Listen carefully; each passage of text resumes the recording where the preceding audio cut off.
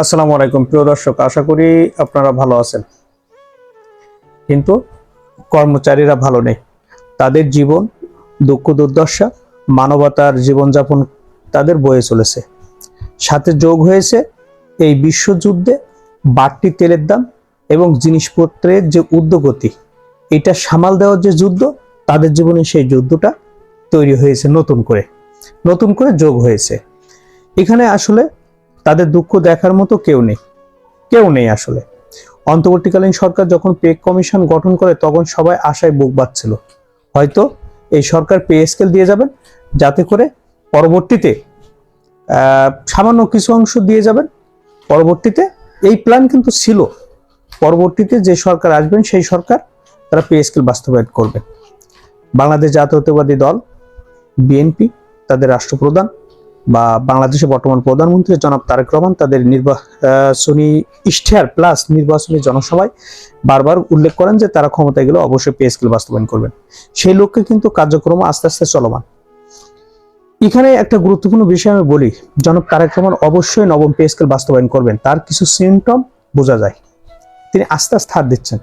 যেমন তেল নিয়ন্ত্রণে, সিন্ডিকেট নিয়ন্ত্রণে, দুর্নীতি নিয়ন্ত্রণে, বিভিন্ন অফিস আদালতে কর্মচারী আমলা বা কর্মকর্তাদের যে নির্দিষ্ট সময় আসা যাওয়ার যে নিয়ন্ত্রণ। এবং আপনি ইতিমধ্যে আপনারা সোশ্যাল মাধ্যমে আর একটা জিনিস দেখে থাকবেন যে বাংলাদেশের জাকাত ফান্ড গঠনে এবং এই সুষ্ঠু বন্টনে যে কার্যক্রমগুলো করার দরকার তাকে যোগ করেছেন বাংলাদেশের প্রখ্যাত ইসলামী চিন্তাবিদ আস-সুন্নাহ ফাউন্ডেশনের চেয়ারম্যান জনাব শাইখ আহমদুল্লাহ, এবং ওখানে উপস্থিত ছিলেন ধর্মমন্ত্রী। এই সমন্বয়ে যে বোর্ড গঠন করা হবে এবং বাংলাদেশের জাকাত ব্যবস্থার যে ফান্ডিং করা হবে, যেভাবে জাকাত বন্টন করা হবে, সেই বিষয়ে কিন্তু একটা স্পষ্ট ধারণা পেতে জনাব তারেক রহমান কাজ করছেন। এবং আমার বিশ্বাস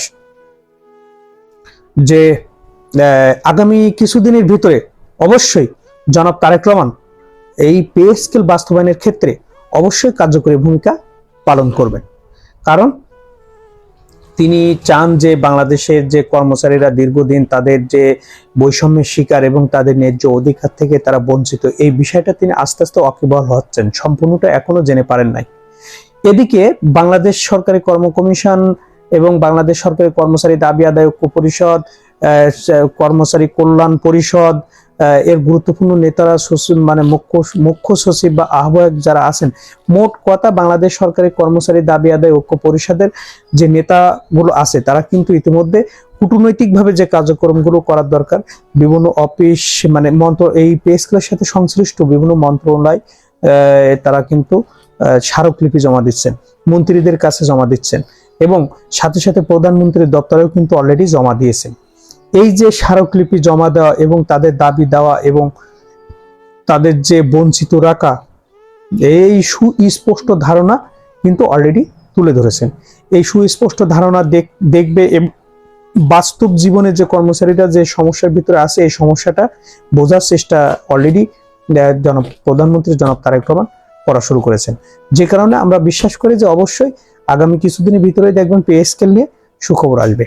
এ বিষয়ে কাজ করা হচ্ছে, তবে কূটনৈতিকভাবে যে কাজ করা হচ্ছে এটা খুবই স্পষ্ট এবং এটা খুবই শক্তিশালী। কূটনৈতিকভাবে কাজ করলে এই কাজটা খুব দ্রুত আগায় যায়, কারণ তখন তাদের কাছে সুস্পষ্ট ধারণা, অর্থাৎ পে স্কেলের সাথে, পে স্কেল ঘোষণার সাথে যে সকল কর্তৃপক্ষ বা যে সকল মন্ত্রণালয় বা যারাই জড়িত, আমলা হোক বা সচিবরা হোক, তাদের সাথে কূটনৈতিকভাবে কাজ করলে অবশ্যই এই কাজটার অগ্রগতি বেশি হয় এবং কাজটা সুফল বেশি পায়।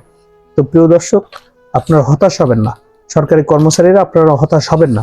আমি বারবার বলছি অবশ্যই পে স্কেল হবে এবং অবশ্যই হবে, এবং এটা জনাব তারেক রহমানই ঘোষণা করবেন। এই বিশ্বাস, এই আস্থা আমাদের আছে, বাংলাদেশের মানুষের আছে, 22 লক্ষ প্লাস সরকারি কর্মচারী, আধা সরকারি কর্মচারীদের আছে।